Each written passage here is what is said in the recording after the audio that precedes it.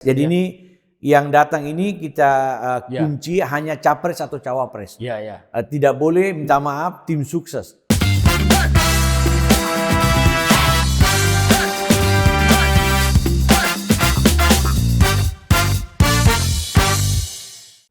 Assalamualaikum warahmatullahi wabarakatuh. Waalaikumsalam. Senang sekali saya Hasrullah bertemu kembali di acara Unhas Talk. Baik, kita kembali pada acara Unhas Talk. Sudah datang tamu kita yang sangat kita kenal, kita kagumi, dan saya kira orangnya luar biasa, yaitu Profesor Dr. Muhammad. Kalau kita lihat siapa beliau, perlu juga kami sampaikan bahwa beliau adalah Ketua Bawaslu Sulawesi Selatan ya 2008 sampai 2010. Ya, betul Pak. Beliau tidak hanya berhasil di Sulawesi Selatan, tapi dia naik di tingkat nasional. Dia mendapat kepercayaan menjadi Ketua Bawaslu Indonesia di Jakarta, yaitu tahun 2017. 12 sampai 17. 12 sampai 17. Ya.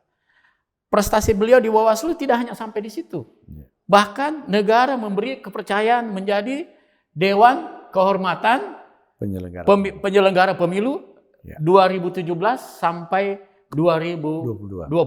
Ya. Saya kira Prof. Muhammad, kita sangat syukur sekali bisa tampil di Unhas Talk ini. Kita akan membicarakan tentang Dewan Guru Besar Unhas akan menyelenggarakan debat capres. Betul. Ya. Dan menurut informasi yang kami dapatkan, Prof. Muhammad ini menjadi ketua Satgas ya. Kampanye capres, dan saya kira ini sangat luar biasa. Untuk mengetahui bagaimana kesiapan beliau, kira-kira bagaimana Prof. Muhammad menghadapi capres ini dan Dewan Guru Besar Unhas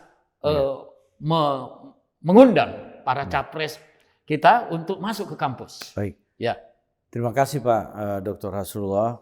Beliau adalah guru saya. Satu kehormatan bisa berada dalam satu acara yang sangat penting dengan senior dan guru saya Pak Dr. Hasrullah. Jadi Pak Rektor kita, Profesor Jamaluddin Jompa, itu sangat responsif terhadap perkembangan demokrasi dan pemilu di Indonesia. Ya. Kita tahu bahwa tahun ini ya pada pemilu tahun 2024, Mahkamah Konstitusi telah menetapkan bahwa capres ini bisa melakukan kampanye di tempat pendidikan. Ini sebuah hal yang baru, yang biasanya itu pada pemilu-pemilu sebelumnya itu tidak diperkenankan. Kalau pemilu sebelumnya itu ya tempat pendidikan, fasilitas-fasilitas pemerintah harus steril daripada kampanye-kampanye capres. Nah, kita tahu Mahkamah Konstitusi telah memutuskan bahwa untuk pemilu 2024 capres dipersilakan masuk ya. Ada syaratnya Pak Dr. Rasulullah. Ya. Syaratnya itu bahwa dia mendapat izin dari penanggung jawab tempat pendidikan. Dalam hal ini adalah rektor. Rektor ya. Nah, baru dia bisa masuk dan tidak membawa atribut. Nah, responsifnya Pak Rektor kita ini yaitu setelah mendapatkan informasi bahwa capres bisa berkampanye, beliau segera mengarahkan supaya dibentuk satuan tugas. Ya, persisnya nama satuan tugas itu adalah Satuan Tugas Kampanye Pemilu Presiden dan Wakil Presiden Lingkup Universitas Hasanuddin. Ya. Nah, Satgas itu dibentuk atas dasar Peraturan Rektor nomor 36 tahun 2023. Ya, jadi Peraturan Rektor itu menjelaskan tentang apa tugas, fungsi dan wewenang Satgas ini. Antara lain yang mempersiapkan debat capres itu di lingkup Universitas Hasanuddin. Ya. Dan keanggotaan Satgas ini ya para guru besar ya yang selama ini menjadi tokoh-tokoh kita ya, di situ ada ketua senat universitas, ada ketua dewan profesor ya, dan sejumlah tokoh-tokoh Unhas yang diberi mandat oleh rektor untuk persiapkan capres di Unhas ini, debat capres di Unhas. Jadi bicara tentang pemilu, Prof. Muhammad ini tidak asing ya, wajar kalau Pak Rektor memberi amanah sebagai ketua Satgas. Kira-kira Prof. Muhammad apa saja yang harus dipersiapkan setelah ada keputusan MK mempersilahkan kampus untuk melakukan kampanye, kira-kira apa yang harus disiapkan sebagai teman-teman yang ada guru besar di Universitas Hasanuddin? Terima kasih Pak Dr. Rasulullah. Jadi Satgas ini terutama bertugas untuk mempersiapkan teknis pelaksanaan kampanye Capres.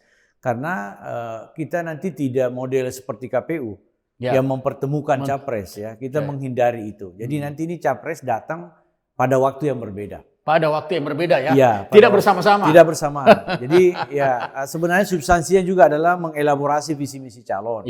Membedah visi misi calon. Bagaimana calon pemimpin kita ini, ya, 3 pasangan Capres ini, itu berdiskusi, ya, berinteraksi dengan sivitas akademika. Ya. Jadi kita akan persiapkan itu. Yang kedua, kita juga ingin supaya sivitas akademika yang terdiri dari dosen, tenaga pendidikan, dan adik-adik mahasiswa, itu punya kesempatan, punya ruang yang cukup untuk berdiskusi. Untuk hadir. Ya, untuk hadir.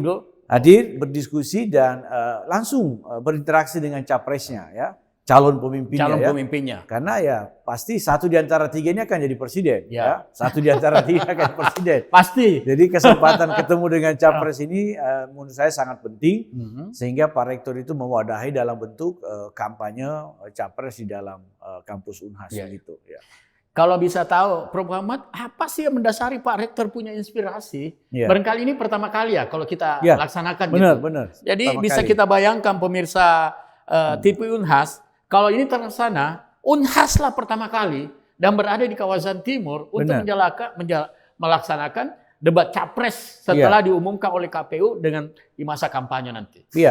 Saya kira ini kalau saya menangkap dari diskusi saya dengan Pak Rektor, beliau sangat peduli terhadap isu-isu demokrasi, ya, isu-isu bagaimana meningkatkan kualitas demokrasi Indonesia yang kita tahu indeks demokrasi kita agak menurun. Betul. Ya. Nah ini Pak Rektor menangkap itu. Nah ini upaya bagaimana mencerdaskan kehidupan bangsa, khususnya lingkup kampus ini. Jadi sekali lagi ya kita apresiasi dan tentu salut kepada Pak Rektor yang menangkap peluang-peluang itu bagaimana masyarakat kampus khususnya di Unhas ini itu juga bisa ikut serta memikirkan bagaimana nasib pemilu kita, bagaimana meningkatkan kualitas demokrasi kita, bagaimana mencari figur pemimpin nasional yang kira-kira bisa membawa bangsa ini kepada keadaan kehidupan yang lebih baik dan seterusnya. Dan saya kira ini motivasi yang patut kita dukung ya atas apa yang disampaikan oleh Pak Rektor.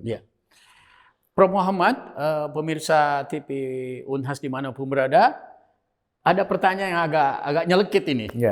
Dengan dilaksanakan di Universitas Hasanuddin, saya menganggap apakah suara-suara kawasan timur juga menjadi sebuah diskusi yang harus kita sampaikan kepada capres. Karena saya menganggap bahwa kawasan timur ini menjadi selalu dilirik. Tidak hanya keterwakilan tokoh, tapi juga pemikiran-pemikiran dan pengembangan kawasan timur ke depan gitu. Persis. Itu persis yang disampaikan oleh Pak Rektor dan para anggota pengarah Satgas ya. Bahwa Unhas kan adalah ikon Indonesia Timur dalam segala hal ya. Bahkan bukan cuma Indonesia Timur, Pak Rektor kita kan punya ekspektasi yang luar biasa ya. Dan itu sudah terbukti. Unhas sudah termasuk dalam gelanggang World Card University kan. Sudah masuk di pergaulan internasional. Nah khusus Indonesia Timur ya memang orang akan melirik Unhas. Rujukan pertama orang terkait gagasan, ide, kreativitas, transformasi, pasti Unhas adalah rujukan yang pertama. Jadi saya kira ini hal yang bersesuaian dengan apa yang diharapkan oleh Pak Rektor dan kita semua. Luar biasa pemirsa TV Unhas ya. Jadi kalau ini terjadi, Unhas yang pertama ya mengusulkan, karena saya menganggap barangkali Prof. Muhammad tahu kalau kawasan barat itu hampir 56-60% adalah pemilih ya, sementara di timur itu hanya sekitar 23-22%. Dengan luas wilayah dari Kalimantan, Sulawesi, Maluku, Papua, Bali, NTT, itu artinya aspirasi itu bisa. Dan kira-kira saya mau tahu, tidak hanya kita diskusi ya, tidak hanya berdebat atau meminta persetujuan, apakah Dewan Guru Besar Unhas menyiapkan konsep ya kepada 3 kandidat ini? Maksudnya ada konsep dari Guru Besar Unhas maupun dari Unhas sendiri bahwa kalau dia terpilih kayak seperti GBHN-nya ya, GBHN yang kira-kira bisa dijadikan rujukan terhadap aspirasi baik itu tentang pengembangan sumber daya manusia, kemajuan pendidikan, teknologi, termasuk kemajuan di kawasan Timur itu. Baik. Apakah ada dalam bentuk naskah tertulis yang akan diserahkan pada saat debat? Ya. Jadi begini Pak Dr. Rasulullah. Jadi memang di Satgas ini Ketua Dewan Profesor, Ketua Senat Akademik ya. Itu bagian dari pengarah Satgas ini. Banyak sekali ide-ide beliau ya, juga dengan anggota yang lain, ketua dan anggota Dewan Profesor, ketua dan anggota Senat Akademik dan Majelis Wali Amanat mengarahkan tentang gagasan-gagasan apa yang akan kita tanyakan, yang akan kita debatkan ya, atau kita diskusikan dengan capres ya.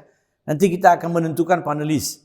Ya, nanti kita akan menyerahkan beberapa nama untuk kita minta arahan Pak Rektor, dosen-dosen Unhas ya, yang kira-kira akan kita tetapkan sebagai panelis yang akan melakukan diskusi langsung atau debat atau mengelaborasi visi misi capres itu.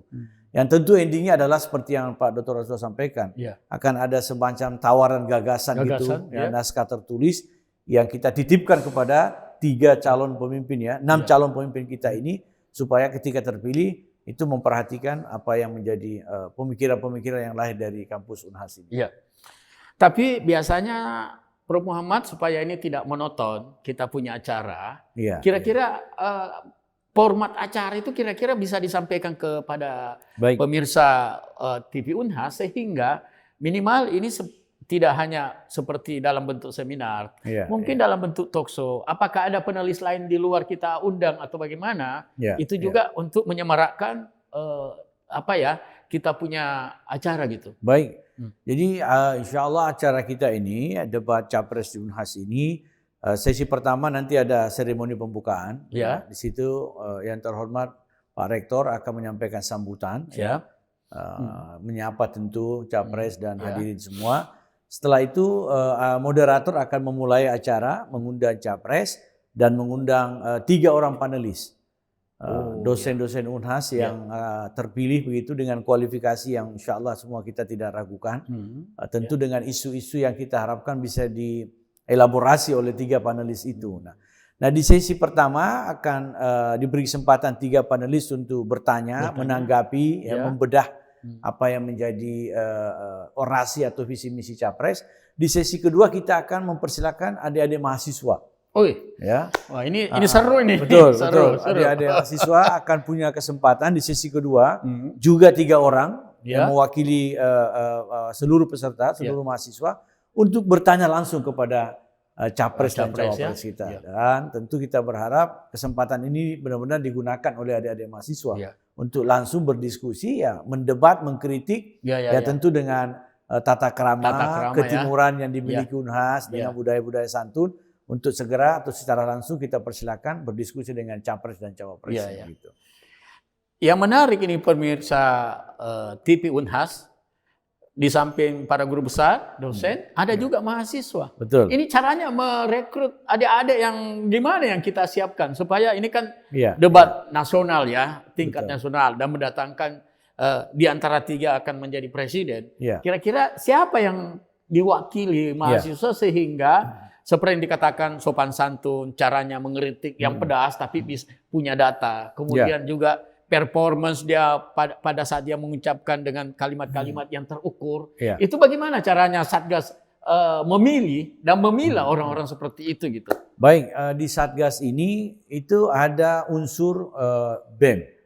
Badan Eksekutif Mahasiswa, tingkat Unhas dan tingkat fakultas. Jadi Satgas juga merekrut teman-teman BEM sebagai unsur kepanitiaan. Nah dari situ kemudian kita akan arahkan ke masing-masing fakultas untuk mengirim. Jadi nanti dia mengirim delegasi mahasiswa ini. Jadi, kita serahkan kepada BEM-nya. Seluruh fakultas mengirim ke Satgas ini jadi rencananya nanti itu ada kurang lebih 40 orang setiap fakultas. Ya kita minta untuk hadir. Nah di antara 40 setiap fakultas itu silakan nanti mungkin dia menentukan siapa yang akan menggunakan kesempatan untuk berdiskusi langsung dengan capres begitu. Jadi kita serahkan aja kepada BEM-nya untuk melakukan seleksi di internal organisasinya gitu. Saya kira ini menarik sekali. Jadi BEM diberi kesempatan memilih betul. Dan memilah mana kira-kira orang yang punya nyali, punya kemampuan berbicara dan konsep dan gagasan yang terbaik, sehingga dia betul-betul mewakili Unhas di Ya. panggung nasional gitu. Karena kan mewakili wajah mahasiswa Unhas nanti Ya. kan, karena acara ini rencananya akan disiarkan secara langsung gitu. Oke, Ya. demikian. Baik, kira-kira kita pindah ke topik yang lainnya. Adakah pembicara kita yang berasal dari Dewan Guru Besar yang ada di Unhas minimal mewakili supaya kira-kira topik apa saja yang kita mau berikan pada saat setiap capres gitu. Oke, kemarin dalam rapat Satgas ya tanggal 4-nya kemarin persisnya memang sudah dilakukan kandidasi. Siapa yang calon-calon Dewan Profesor atau dosen Unhas yang akan ditetapkan untuk menjadi panelis ya. Kalau profesor kan otomatis dia anggota Dewan Profesor kalau di Unhas. Jadi nanti kita akan serahkan nama-nama itu kepada Pak Rektor untuk menentukan. Jadi kita sudah mencoba melist ya siapa kira-kira dari Dewan Profesor atau dosen Unhas yang punya kualifikasi yang menurut saya bisa mewakili kita untuk menyampaikan aspirasi gitu ya, punya kompetensi. Nah, mengenai spesifikasi atau keahliannya kita lihat nanti tema di setiap debat capres itu. Kalau bicara tentang teknologi atau bicara tentang transformasi teknologi, tentu kita akan mencari guru-guru besar kita atau dosen kita yang kompetensinya tentu harus yang qualified. Dan satu catatan Pak Dr. Rasulullah bahwa mereka-mereka yang jadi panelis ini adalah orang-orang yang netral. Ya. Tidak boleh mereka yang dosen juga sepertinya kan sudah punya presensi-presensi ya, dan kalau di grup-grup dosen kita sudah lihat ada yang warnanya sudah jelas gitu.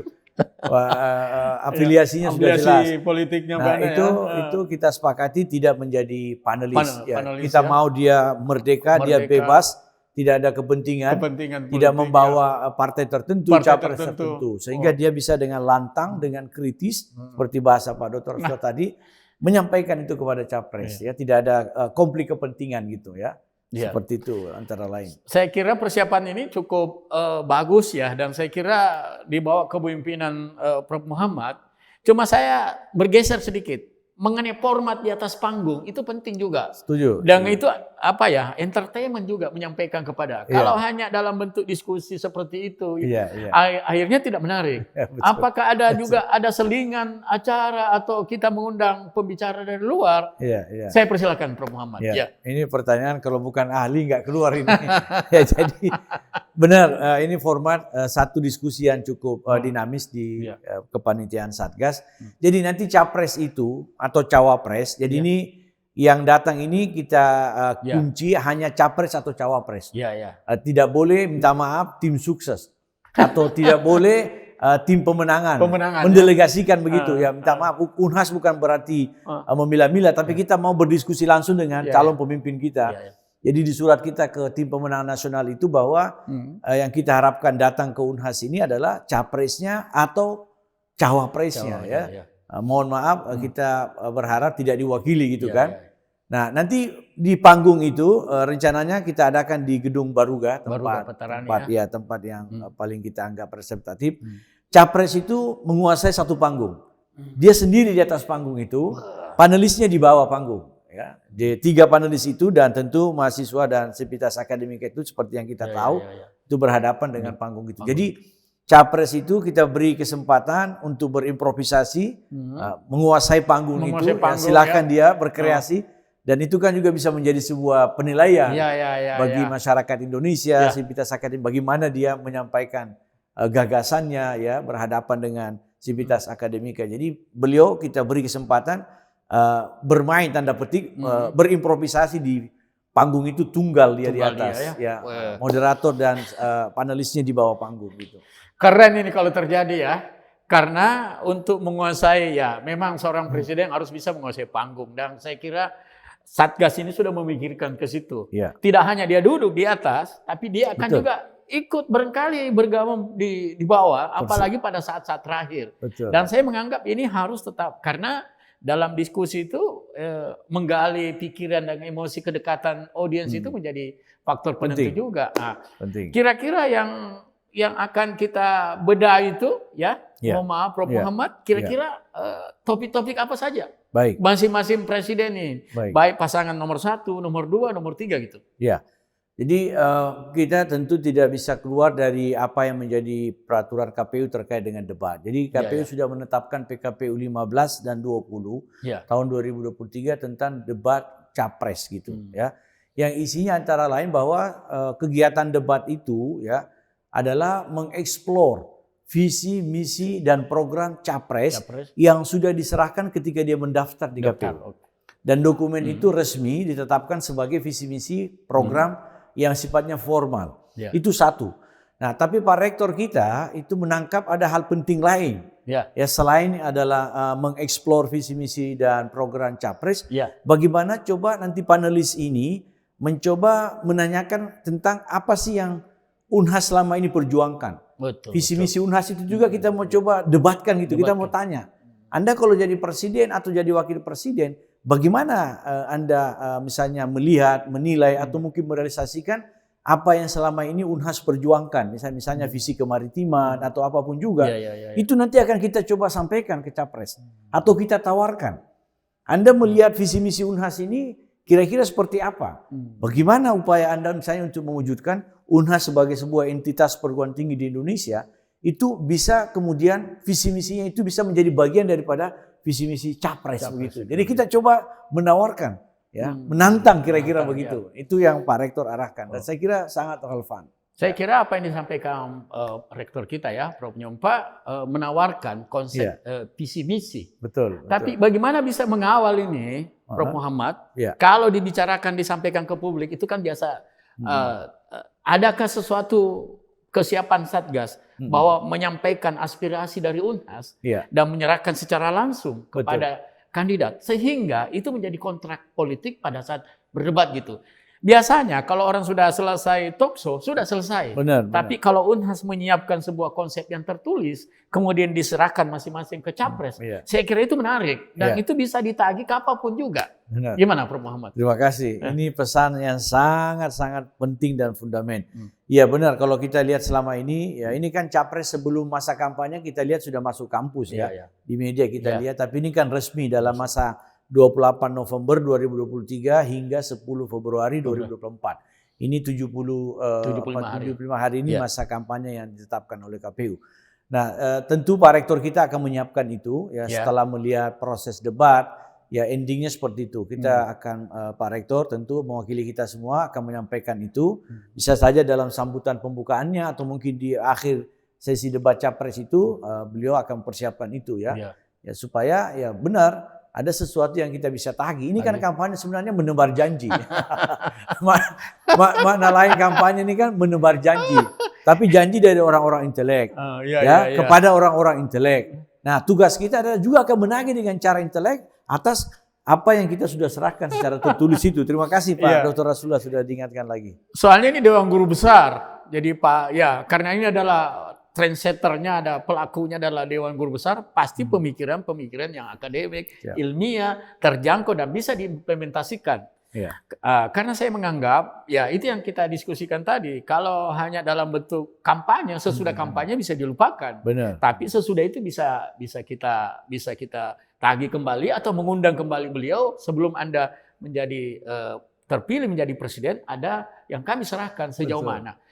Cuma saya ingin lebih dalam ke kawasan timur. Kira-kira menurut Prof. Muhammad diskusi di para Dewan Guru Besar Unhas, apa saja yang menarik yang harus dimunculkan? Dimunculkan pada saat para capres ini hadir, terutama suara dari timur gitu. Tentu isu ini selalu relevan ya. Bagaimana isu-isu Indonesia Timur. Tapi kita berharap bahwa Unhas sebagai pintu gerbang Indonesia Timur itu tidak hanya menyuarakan kepentingan Unhas, tapi juga mencoba merangkul kepentingan Indonesia Timur seperti yang Pak Dr. Rasul sampaikan. Dan saya kira Pak Rektor kita ini cukup aktif melakukan diskusi, koordinasi isu-isu apa yang kira-kira relevan atau dibutuhkan oleh masyarakat yang ada di kawasan Indonesia Timur yang juga harusnya menjadi perhatian penting utama capres terpilih gitu ya. Isu-isu lingkungan misalnya isu-isu bagaimana pengentasan kemiskinan kalau dalam beberapa orasi Pak Rektor itu selalu menjadi bagian yang di-endorse begitu untuk menjadi kepedulian para calon pemimpin nasional kita gitu.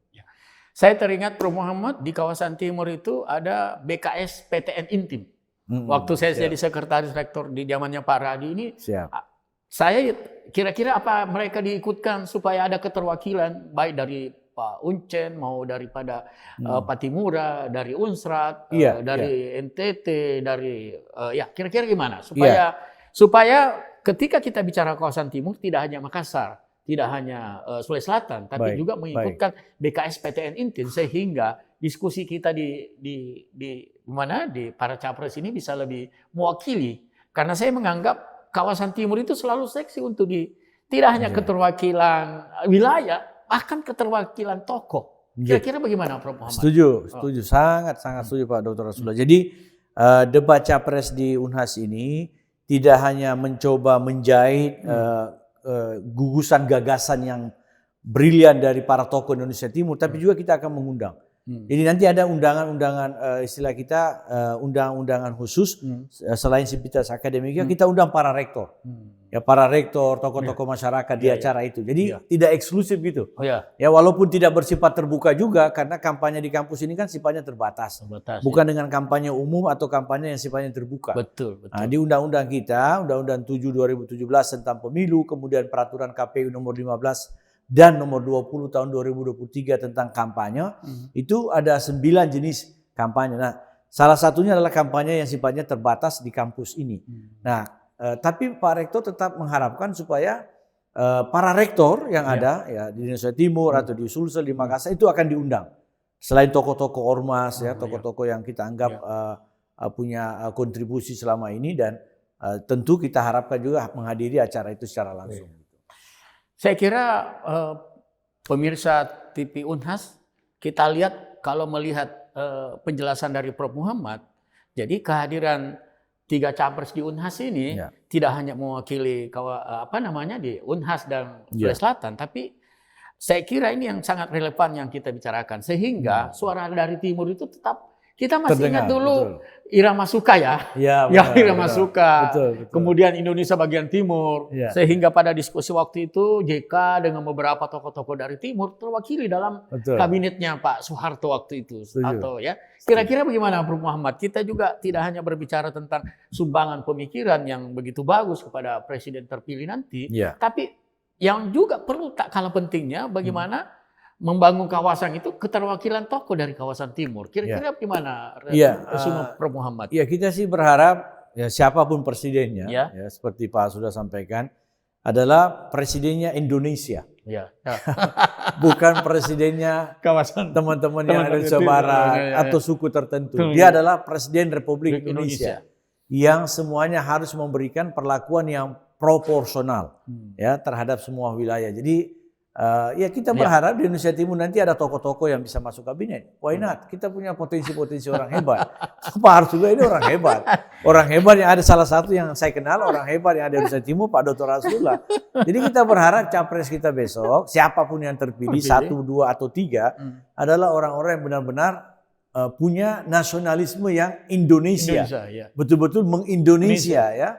Dia bisa merangkul, menghimpun semua potensi-potensi putra-putri terbaik yang ada di semua kawasan. Saya ingin di episode terakhir ini saya ingin tahu, ini kan luar biasa gagasannya Rektor Unhas Profesor Nyumpa mengambil bahwa ini adalah pertama kali, kemudian dari segmen-segmen yang dalam bentuk penyajian yang lain di kampus, kemudian mengumpulkan para guru besar dengan beberapa universitas.